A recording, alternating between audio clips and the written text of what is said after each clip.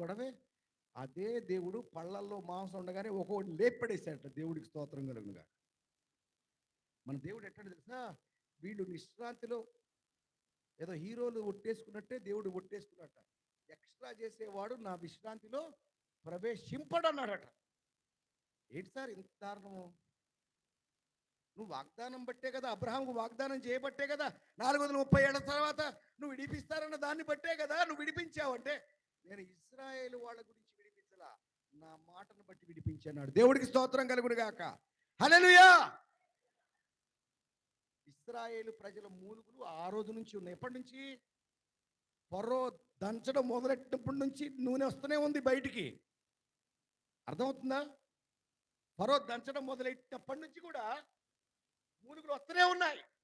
కానీ దేవుడు 430 ఏళ్ళు అని అబ్రహాం చెప్పాడు కాబట్టి 430 ఏళ్ళు కూడా శ్రమలో ఉన్నారు ఇశ్రాయేలు ప్రజలు. మనం 4 రోజులు తట్టుకోలేకపోతున్నాం. 430 ఏళ్ళు అంటే ఎన్ని తరాలండి? జస్ట్ ఇమాజిన్ చేయండి మీరు. 430 ఏళ్ళు అంటే ఎన్ని తరాలు పోయి ఉంటాయి? 30 సంవత్సరాలకే మనవడు వచ్చేస్తున్నాడు. అర్థమవుతుంది కదా? 45 సంవత్సరాలకి ముని మనవడు అయిపోతున్నాడు. ఇటు లెక్కేమి 430 సంవత్సరాలకే 10 తరాలండి మినిమం. 10 తరాల్లో ఎవడు కూడా విమోచనాన్ని చూడలేదు. ఇమాజిన్ చేయండి. దేవుడితో గేమ్స్ కాదు నేను అంటున్నా. అది మీరేదో 2022 నుంచి 2023 దాకా మీరేదో కన్నీరు గారితే దేవుడు కరిగిపోతాడు అనకండి.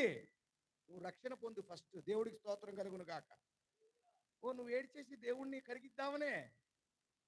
మరి ఇజ్రాయెల్ విషయంలో 10 తరాల దాకా కదల్లా. దీనికి కూడా దేవుడు నిన్న నేడు ఏకరీతిగానే ఉన్నాడు. మరి అన్నిటికీ ఆయన అట్టే ఉన్నాడు. కొత్త నిబంధనలో దేవుడి మనస్సు పరిపూర్ణంగా రివీల్ అయింది. దేవుడి అనాది కాల సంకల్పం. పౌలు గారు ఏంటంటే, అనాది నుంచి రహస్యంగా దాచబడిన ఈ సువార్త మర్మమును ప్రకటించుటకు నేను అపోస్తలుడయ్యానన్నాడు. దేవుడికి స్తోత్రం కలుగును గాక.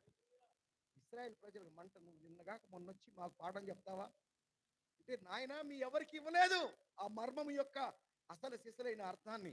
క్రైస్తవ జీవితం యొక్క, క్రైస్తవ ఉద్దేశం యొక్క, క్రైస్తవ పరిచర్య పట్ల, క్రైస్తవ విశ్వాసం పట్ల ఉండే ఢీ కూడా అందరికీ ఇవ్వలేదు దేవుడు. దాని యొక్క మర్మము అది అందరికీ అర్థం కాదు. నాకు అర్థమైందని నేను ప్రకటిస్తున్నాను. Christian faith is not a physical faith. Christian faith is a spiritual faith. దాంట్లో నువ్వు అలైన్ అవ్వడానికి దేవుడు వీటన్నిటిని జరిగిస్తున్నాడు. దేవుడికి స్తోత్రం కలుగును గాక. ఇవన్నీ జరుగుతున్నప్పుడు మనం సెటరేట్ అయిపోవాలా. దేవుడికి స్తోత్రం కలుగును గాక. హల్లెలూయా. నా ప్రార్థనకు జవాబు రావట్లేదు అన్నప్పుడు మనం ఏం చేయాలి తెలుసా? నేను యోబునా గబ్బునా? అర్థమవుతుందా నేను మాట? నేను యోబు లాంటోన్నా గబ్బు పట్టినోన్నా? కొన్నిసార్లు మంచోళ్ళకు కూడా ప్రార్థన జవాబు లేట్ అవుతుంది. ఎందుకంటే వాళ్ళు విశ్వాసంలో భాగ్యవంతులు.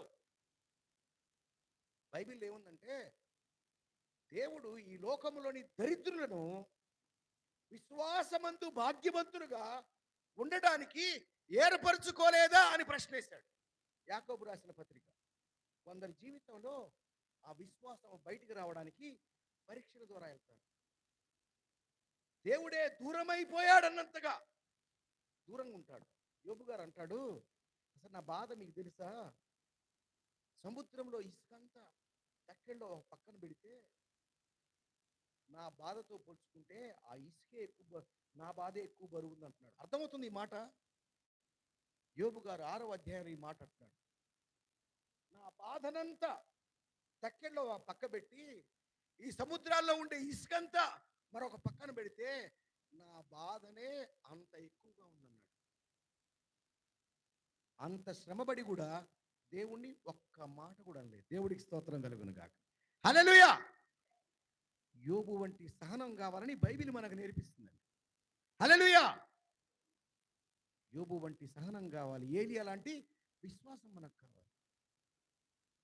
కొన్నిసార్లు ప్రార్థనకు జవాబు రాకపోతే నువ్వు యోబు లాంటోడివా లేదా గబ్బు పట్టినోడివా అని అర్థం. How is your life? Why you are unable to receive the answer from God. మీరు అడుగుదురు కానీ మీరు పొందుకోరు. ఎందుకంటే మీరు అడిగినను మీ భోగముల నిమిత్తమే మీరు అడుగుతున్నారు కాబట్టి అది మీరు పొందుకోలేరు. Why you are asking something from God. దేవుడి దగ్గర నుంచి నువ్వు ఎందుకు అడుగుతున్నావు? దేవునికి మహిమ కలగడానికా, నీకు మహిమ తెచ్చుకోవడానికా? దేవుని కొరకు బ్రతకడానికా, నువ్వు నీ కొరకు బ్రతకడానికి నువ్వు అడుగుతున్నావా? Why you are asking something. ఎందుకు నీ బిడ్డలు గొప్పవారు అవ్వాలి? ఎందుకు నీ కష్టాలన్నీ పోవాలి? ప్రభువా నన్ను ఆశీర్వదిస్తే నేను వేరొకరికి ఆశీర్వాదంగా ఉంటాను ప్రభువా అని నువ్వు ప్రార్థన చేయి. దేవుడికి స్తోత్రం కలుగును గాక. Hallelujah. Just you quote this, just you commit yourself. ప్రభువా నేను ఒకడికి ఆశీర్వాదకరంగా ఉండడానికే నన్ను ఆశీర్వదించమని అడుగుతున్నానని చెప్పండి మీరు. దేవుడు ఎందుకు సమాధానం ఇవ్వడో చూస్తాను. దేవుడికి స్తోత్రం కలుగును గాక. Hallelujah. Just make a covenant with God. దేవుడు నీతో నిబంధన చేశాడు. There is agreement. ప్రతి అగ్రిమెంట్లో ఇద్దరు పార్టీలు ఉంటారు తెలుసు కదా. ఒక పొలం కానీ ఒక ల్యాండ్ కానీ అగ్రిమెంట్ చేసుకుంటే ఇద్దరు పేర్లు ఉంటాయి. అగ్రిమెంట్ చేయించుకున్నాడు, అగ్రిమెంట్ చేసినోడు. ఇద్దరు సంతకాలు పెట్టాలా.